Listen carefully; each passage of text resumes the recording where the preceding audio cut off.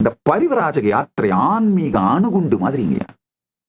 உங்களை அப்படியே வேற நிலைமைக்கு எடுத்துட்டு போய் அணுகுண்டுன்னு சொல்றத அணுசக்தின்னு சொல்லலாம். ஆன்மீக அணுசக்திங்க.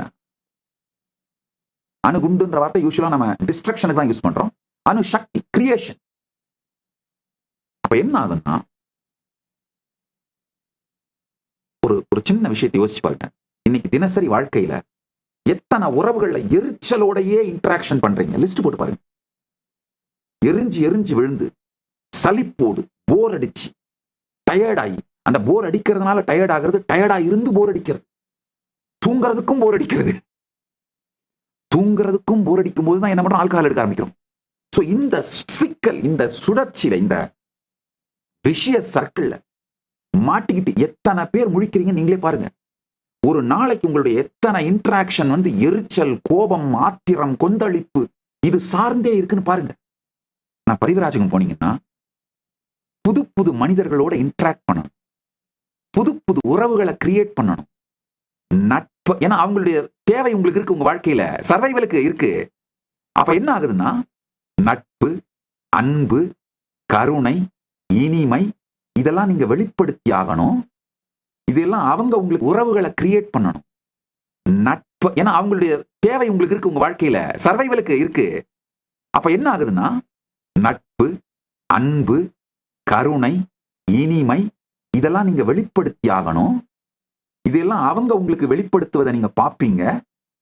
உங்களுடைய ஆழ் உணர்வு, நீங்கள் ஒரு இனிமையான லவ்விங் பர்சன், லவபிள் பர்சன்.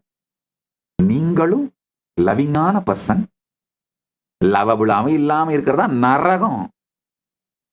இந்த மாதிரி ஆயிரக்கணக்கான பரிமாணங்களில் ஸ்பான்டேனியஸா, சைமல்டேனியஸா, சைனர்ஜெட்டிக்கா ஆன்மீக சத்தியங்களை உங்களுக்குள்ள மலரச் செய்து, ஜீவன் முக்தியின் எல்லா பரிமாணங்களையும் மலரச் செய்து, ஜீவன் முக்தி சென்டர்டா, மோக்ஷா சென்ட்ரிக் தர்மமும், மோக்ஷா சென்ட்ரிக் அர்த்தம், மோக்ஷா சென்ட்ரிக் காமம் அப்படிங்கிற இனிமையான வாழ்க்கையை உங்களுக்கு வடிவமைச்சு கொடுத்துரும் இந்த பரிவராஜக வாழ்க்கைங்க.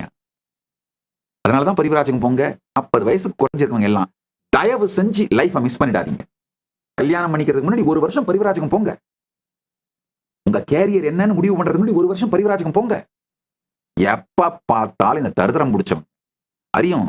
நம்ம பெரியவங்க பாத்தீங்கன்னா, நீ என்ன ஆகணும்னாலும் சரி, முதல்ல இன்ஜினியரிங் முடிச்சுட்டு அதுக்கப்புறம் தான் என்ன ஆகணும்னு பிளான் பண்றது. SSLC +2 எப்படி பேசிக் குவாலிஃபிகேஷன், அந்த மாதிரி இன்ஜினியரிங் பேசிக் குவாலிஃபிகேஷன் மாத்தி விட்டாங்க. பேசிக் குவாலிஃபிகேஷன் என்னவா இருக்கணும்னா, 18 வயசு ஆன உடனே ஒரு இளைஞனோ இளம்பெண்ணோ இந்தியா முழுக்க, பாரதம் முழுக்க யாத்திரை பண்ணணும். அருமையான இடங்கள் நான் லிஸ்ட் போட்டு கொடுத்துருக்கேன். ஒரு 200 இடங்களை தேர்ந்தெடுத்து கொடுத்துருக்கேங்க. பாண்டிச்சேரியில இருக்கிற ஆரோவில், கல்கத்தால இருக்கிற பேலூர் மடம், தமிழ்நாட்டில் இருக்கிற மெய்வழிச்சாலை, இந்த மாதிரி பல சமூகங்கள் வாழ்க்கையின் பல்வேறு பரிமாணங்களை வாழுகின்ற பல சமூகங்கள் இருக்குங்க. ஒரு 200 இடம் இந்த மாதிரி சூஸ் பண்ணி கொடுத்துருக்கீங்க. அதே மாதிரி மதுரை பக்கத்துல ஒரு கிராமம், 4 ஜெனரேஷனா மொத்த கிராமமும் சைவம், நான் வெஜிடேரியன் ஃபுட் இல்லாம இருக்காங்க. இந்த மாதிரி ஒரு அருமையான சமூகங்கள் இருக்கு. அங்கெல்லாம் போங்க. ஒரு 200 இடத்தை சூஸ் பண்ணி கொடுத்துருக்கேன் இந்த பரிவராஜகம் போறவங்களுக்கு கைட் பண்றதுக்காகவே. வெறும் ஒரு நாள் போய் பார்த்துட்டுலாம் வந்துடக்கூடாது. ஒரு சில நாட்கள் அங்க தங்கணும். அதே மாதிரி முன்னாடியே ஹோட்டல் புக் பண்ணிட்டு இன்ஃபார்ம்டா, வெல் ஆர்கனைஸ் எல்லாம் போகக்கூடாது. அதிதியாக, அதிதினா சொல்லாமல் வருபவர்கள், அதிதியா அங்க போய் அவங்களோட நட்பை ஏற்படுத்தி, அவங்கள நீங்க அவங்கள நம்பி, அவங்க உங்களை நம்ப வச்சு நட்பை ஏற்படுத்தி, இன்டராக்ஷன் வந்து நட்பு, அன்பு இதெல்லாம் நடந்து அவங்களுடைய லைஃப் ஸ்டைல்லாம் எப்படி இருக்குன்னு புரிஞ்சுக்கிட்டு, இது உங்கள் வாழ்க்கையில் அடுத்த நிலைக்கு உங்களை கொண்டு சென்று விடும். உடலாலும், மனதாலும், உணர்வாலும், உயிராலும் அடுத்த நிலைக்கு உங்களை கொண்டு சென்று விடும். திரு செந்தில் அவருடைய காமெடி ஒரு மூவில இருக்கும், பார்த்துருப்பீங்க. அதாவது காலையில இந்த கோயில்ல வடை, இந்த கோயில்ல தயிர் சாதம், மறுநாள் இன்னைக்கு இந்த கோயில்ல புளியோதரை அப்படின்னு ஒரு லிஸ்ட் வச்சிருப்பாரு, ஒரு டைரி. கூட இருக்கிற இன்னொரு ஆக்டர்கிட்ட சொல்லுவார், நீ போய் இந்த 2 தூக்கு கொடுத்து, இந்தா போய் இந்த கோயில்ல போய் இன்னைக்கு இங்க வடை கிடைக்கும், இன்னைக்கு இங்க புளியோதரை கிடைக்கும், வாங்கிட்டு வா அப்படின்னு வாங்கிட்டு சாப்பிடுவார் பாருங்க.